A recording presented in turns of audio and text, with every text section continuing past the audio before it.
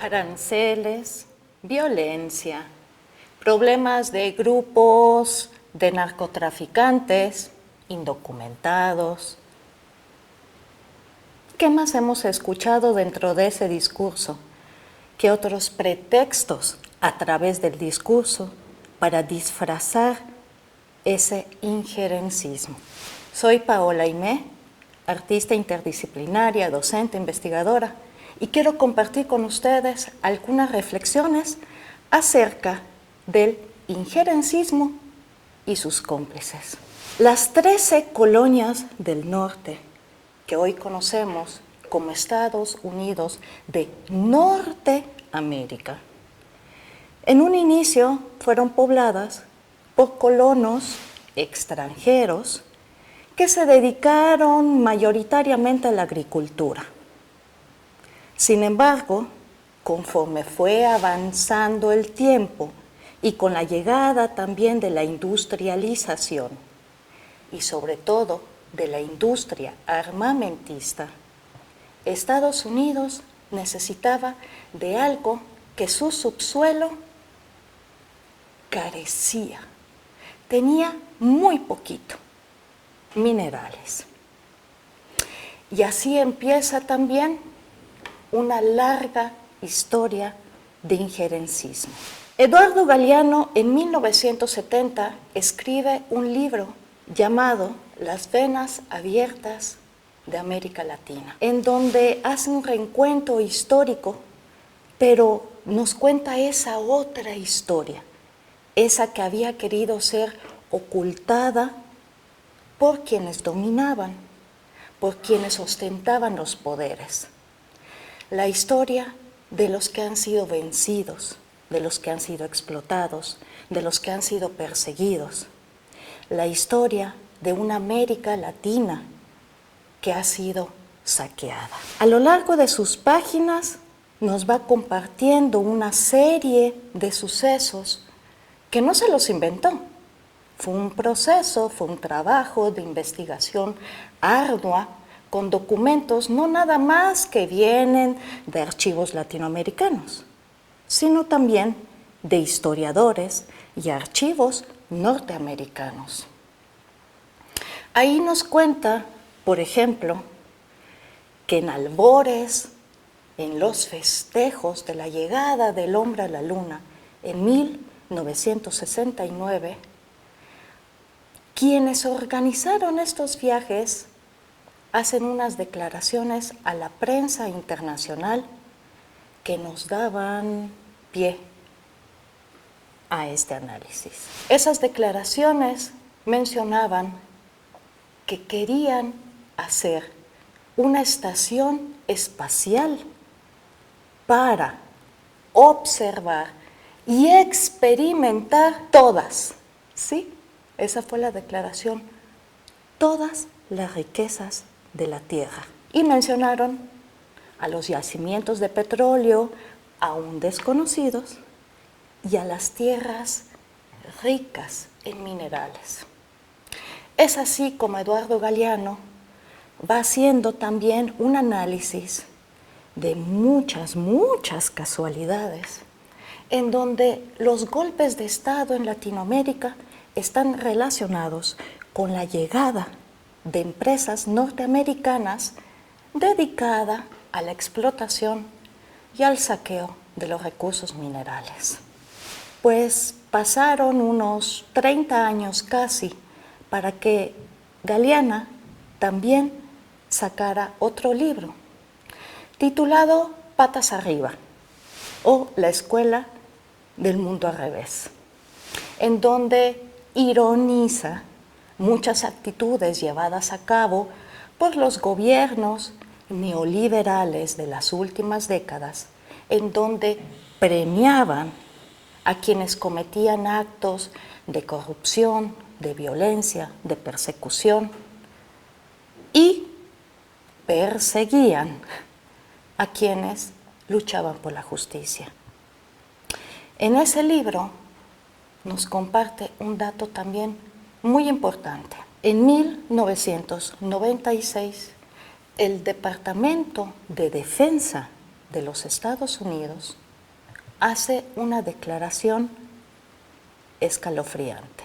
Admite su participación en un manual de tortura que era enseñado y transmitido en la Escuela de las Américas, localizada en Fort Benning, Georgia, y también en una sede en el sur de Panamá.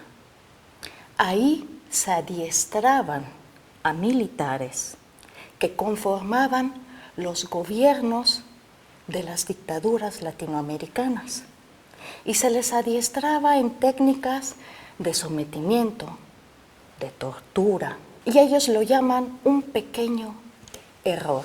Esta historia llena de dolor, llena de indignación, nos atraviesa a todos. Pero para llevar a cabo estos intervencionismos, tanto en América Latina como en otras latitudes, son necesarios algunos factores. Quisiera mencionar dos. Por un lado, el poder del discurso. Los gobiernos norteamericanos han hecho uso del discurso para justificar sus intervenciones. En un momento fue el combate al comunismo.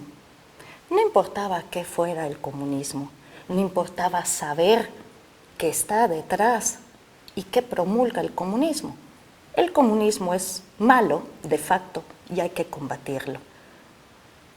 Después, ese discurso cambió al terrorismo islámico. No importaba distinguir lo que es terrorismo o lo que es la religión islámica. No, eso está de más. Lo que importa es la implementación del discurso. Ahora, el último grito de moda es combatir el terrorismo de los narcotraficantes.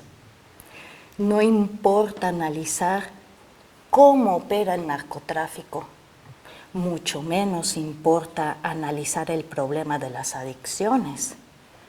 Tampoco se toca para nada qué relación tiene el mercado, la oferta y la demanda de las drogas en ese problema. No importa, porque eso es un mero pretexto. Un mero pretexto que se usa para seguir practicando el intervencionismo, la injerencia en naciones libres y soberanas. ¿Por qué? Las razones pueden ser muchas. Por supuesto, también los metales y una serie de recursos naturales que cada vez necesita más Norteamérica y que no posee. ¿Cuál es el otro ingrediente que se necesita para el intervencionismo? Pues se necesitan cómplices, cómplices en esos territorios. Y bueno, esos cómplices, ¿cómo los obtienen? Con sobornos, a través de prácticas de corrupción. ¿Y qué propicia la corrupción? ¿Cuál es el caldo de cultivo de la corrupción? También es un tema que podemos analizar desde muchas aristas. Yo propongo uno, el complejo de inferioridad. ¿Cuántas veces hemos escuchado que América Latina es nombrada el tercer mundo? Que los indígenas están atrasados, que los pueblos originarios no eran una civilización, que los pobres son flojos y por lo tanto también ignorantes y no saben tomar decisiones. Por eso tienen que venir estos hombres de avanzada, hombres, ¿sí?, a decirnos cómo son las cosas, a decirnos cómo se deben de solucionar los problemas, aunque no tengan ni idea de cuáles son realmente los problemas, porque no les interesa analizarlos, les interesa vender a unos y comprar a otros, ¿sí? Es así como también durante el período neoliberal se fue fomentando cada vez más esta idea de que uno es según lo que tiene, según lo que puede comprar. Y es así como también se incentivó aún más ese complejo de inferioridad. ¿Cuántas personas anhelan tener todo lo que puedan a costo de lo que sea? Así surgen los corruptos, así surgen los vendepatrias, porque en el fondo tienen una gran miseria, una miseria humana, una miseria ética y moral que los hace capaz de venderse a sí mismos y, claro, vender a la patria. Hoy en día, con todas las declaraciones que hace Donald Trump, no es de extrañar que surjan estos vendepatrias que siempre han estado al acecho. El problema no es una persona, el problema no es Donald Trump. Donald Trump lo que hizo fue simplemente desnudar al rey, desnudar una práctica que lleva décadas. Y lo está haciendo de una manera, sí, cínica, con unas declaraciones sin cuidado, provocativas, pero no es nada nuevo. Los vendepatrias tampoco son algo nuevo. Ahí están, al acecho, incapaces de aceptar su complejo de inferioridad, tratándolo de cubrir con menosprecio hacia todos los demás, pero en el fondo, odiándose a sí mismos. Es un momento en el que necesitamos unirnos todas y todos. Es un momento decisivo, no es el primero, probablemente no sea el último, porque la ambición todavía está en muchos lares de esta tierra. Sin embargo, considero que hemos aprendido muchas lecciones como pueblo, como nación, como humanidad.